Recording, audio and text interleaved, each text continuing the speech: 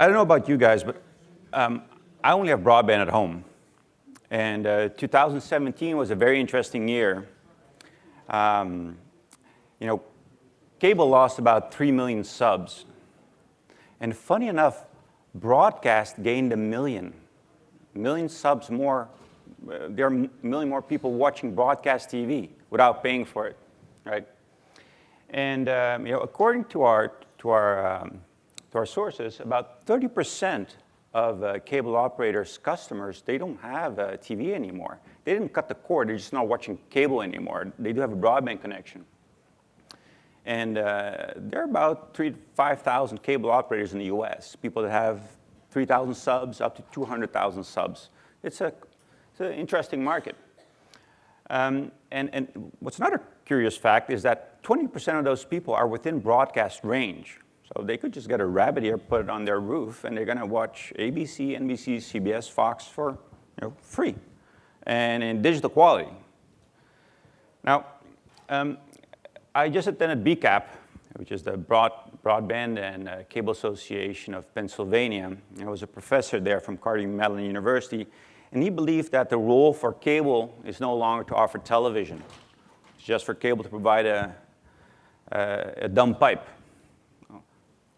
My opinion is different. The second I heard that, I said, no, I disagree. I disagree completely. The problem is that the marriage between broadcasters and cable, it went wrong a long time ago because of retransmission consent.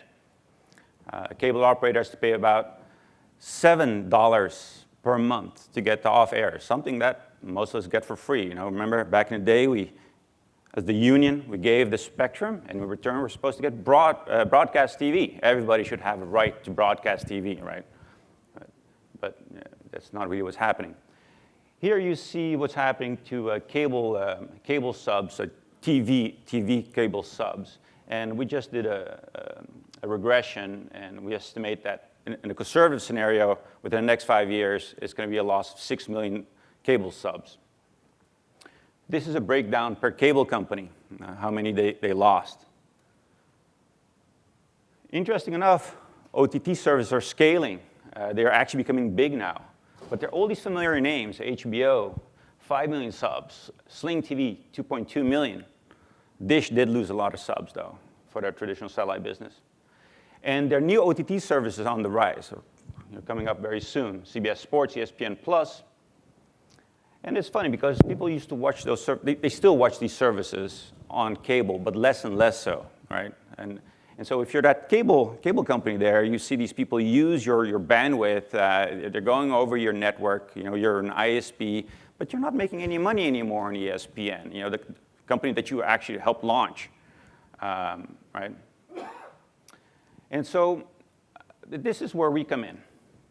I'll tell you a little bit about what we've done in the past, and we're trying to do now. So we provide television to the troops overseas. So if you're stationed in Ramstein, you want to watch American TV in your own language, not in German, you get to watch our service. And it's a small market, but a very interesting market. And we're very grateful to our programming partners. Viacom, A&E, Scripps did an amazing job. Thank you so much. The soldiers, they give their lives to us. At least what we should give them is a slice of home. We're still waiting and working with Disney and other companies to get the content of soldiers overseas too, but it's a very lengthy process because it's a small market. Another thing we do very well is provide television to Brazilians overseas. There are about 20 million Brazilians overseas, and we're the #1 company that provides that to you. We have the biggest number of Brazilian channels, and we're in 48 countries. So it's the same technology to offer that.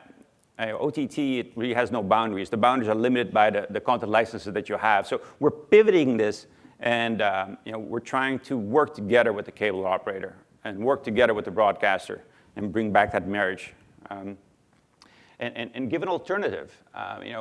Allow that cable sub that has churned or about to churn not to go to Sling TV, not go to HBO now where the cable operator doesn't make anything.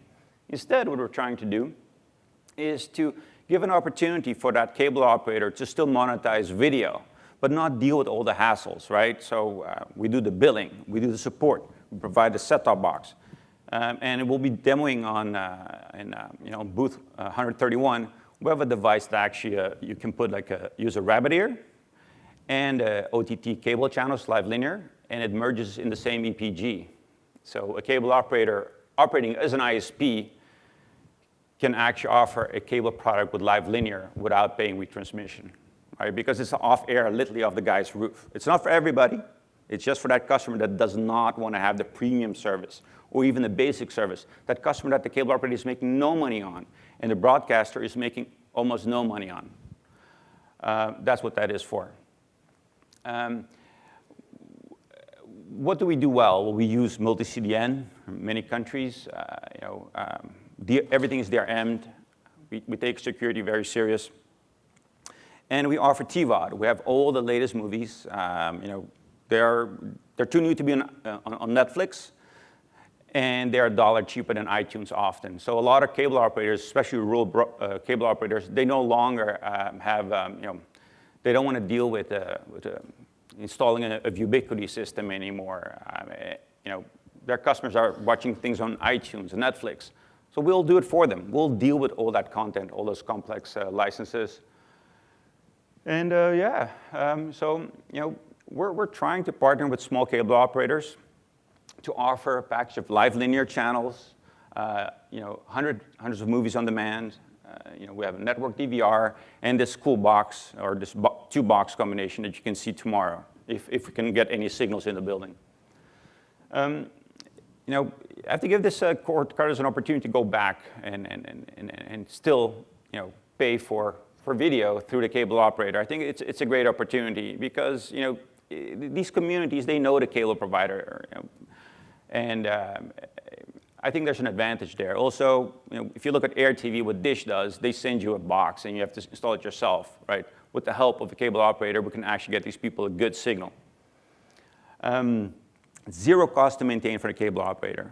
He doesn't have to invest a cent, and he gets up to 25% of margin. Sorry, not margin, of revenue. That's pretty much it. I said I was going to keep it short. I was thinking 15 minutes. I did a little faster, 7 minutes. So if you have any questions, please let me know. Thanks.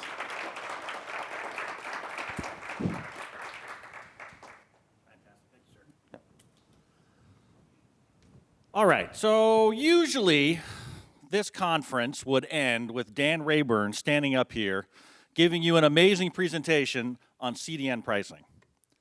I am going to do my best to replicate that. So here goes. There are lots of CDNs. Maybe there's too many CDNs. There's some big CDNs, some small CDNs. If you deliver a lot of traffic, you can get a really cheap price. And that's my market analysis. Now, there might be some consolidation this year, maybe next year or the year after. We can only wait and see. So with that said, listen, this was my first time ever conference, being a chair conference. I felt like the program came out interesting. You guys had a lot of good topics to listen to. I hope you feel the same way. Now, I'm standing between you and Urban Kitchen with beer and food. So I don't want to do that anymore. I just want to say thank you very much for spending your time to come to this conference and listen to these presentations. Hopefully you got some business done, you learned some new things, and let's go mingle and drink. Thanks a lot, everybody.